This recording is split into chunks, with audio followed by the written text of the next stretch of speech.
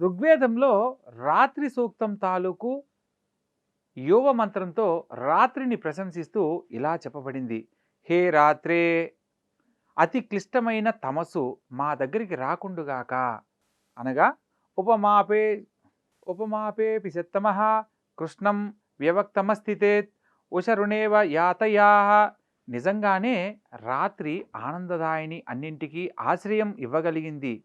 అందుకే రాత్రిని ప్రశంసించడం జరిగింది. మహాశివరాత్రి నాడు వ్రతాన్ని రాత్రిపూటే జరుపుకుంటారు. అందువల్ల కృష్ణపక్ష చతుర్దశి రోజున వచ్చిన ఈ రాత్రికి ఒక ప్రత్యేకత ఉంది. చతుర్దశి రోజున ఎవరైతే శివ పూజను చేస్తారో, ఆ రాత్రి జాగరణ వహిస్తారో వారికి మళ్ళీ తల్లిపాలు తాగే అవసరం రాదు. అంటే పునర్జన్మ నజాయితే, మరలా జన్మ ఉండదు అనేది దీంట్లో ఉన్న ఆంతర్యం. అంటే ఆ భక్తుడు జీవన్ముక్తుడవుతాడని స్కాంద పురాణంలో స్పష్టంగా చెప్పబడింది. అంతటి మహిమాన్వితమైన రాత్రి ఈ శివరాత్రి. శివంతు పూజ యత్వా యోజా గర్తిజ చతుర్దశీం మాతుహ్వయోదర వ్రసం నపిభేత్ న కదాచన. అంటే అందుకేనేమో గరుడ పురాణం, స్కాంద పురాణం, పద్మపురాణం, అగ్నిపురాణం మొదలైన పురాణాల్లో దీన్ని ప్రశంసించడం జరిగింది.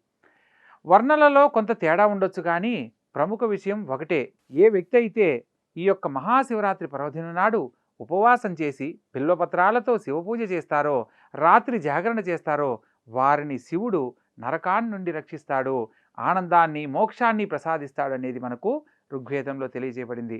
వ్రతం చేసే వ్యక్తి శివమయంలో లీనమైపోతాడు. దానము, తపము, యజ్ఞము, తీర్థయాత్రలు, వ్రతాలు లాంటివెన్నో కలిపినా కూడా మహాశివరాత్రికి సరితూగలేవు. ఈ యొక్క మహాశివరాత్రి రోజు ఉపవాసం, జాగరణ, శివపూజ ప్రధానమైనవి.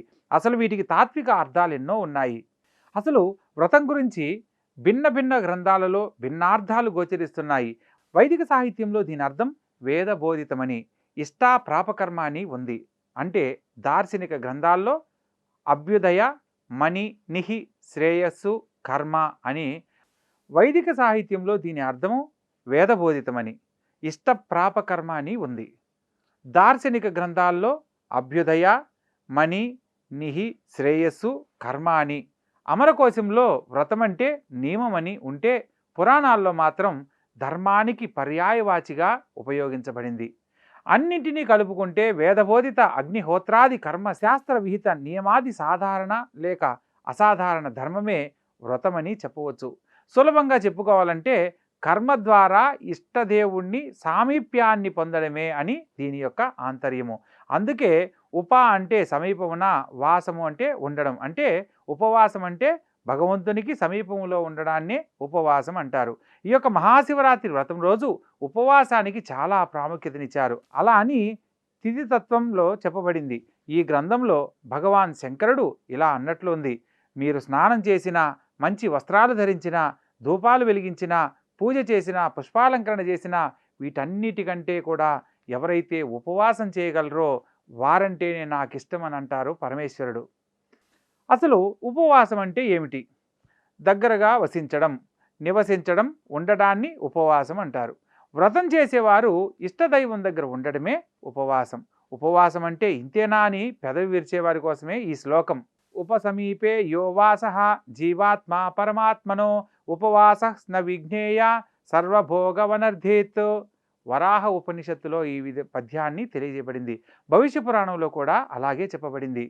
ఉపావృత్తస్య పాపేభ్యో యస్సు వాసో గుణై సహా ఉపవాస సవిజ్ఞేయ సర్వభోగ వివర్ధిత్. అంటే ఈ మహాశివరాత్రి వ్రతంలో జాగరణ అవసరము. వ్రతానికి యోగ్యమైన కాలము రాత్రి. ఎందుకంటే రాత్రిపూట భూతశక్తులు, శివుడు తిరిగే సమయం అన్నమాట. చతుర్దశి రాత్రి ఆయనను పూజించాలి. భగవాన్ శ్రీకృష్ణుడు గీతలో ఇలా స్పష్టంగా చెప్పాడు. సమస్త ప్రాణుల నిగ్రహ పురుషుడు రాత్రి కాలంలో మేల్కొనే తిరుగుతుంటారు. అతనిలోని ప్రాణులన్నీ జాగృతమై ఉంటాయి.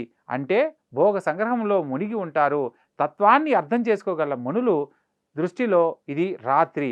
యానిసా సర్వభూతానాం తస్యాం జాగర్తి సంయమి యస్యాం జాగృతి భూతాని సానిసా పశ్యతో మునేహే. అంటే విషయాసక్తుడు నిద్రలో ఉంటే అందులో నిగ్రహస్థుడు ప్రబుద్ధంగా ఉన్నాడు. అందువల్ల శివరాత్రి జాగరణ ముఖ్యమన్నమాట.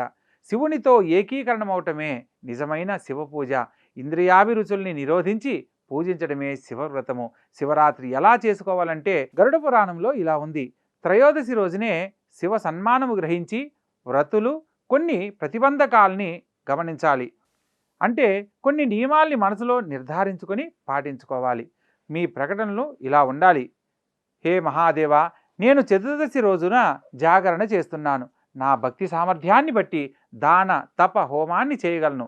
కానీ నేను ఈరోజు నిరాహారిగా ఉంటాను. రెండవ రోజు మాత్రమే తింటాను. ఆనంద మోక్షాలను అనుగ్రహించు శివ అని కోరుకోవాలి. వ్రతం చేశాక గురువు దగ్గరకు వెళ్ళాలి.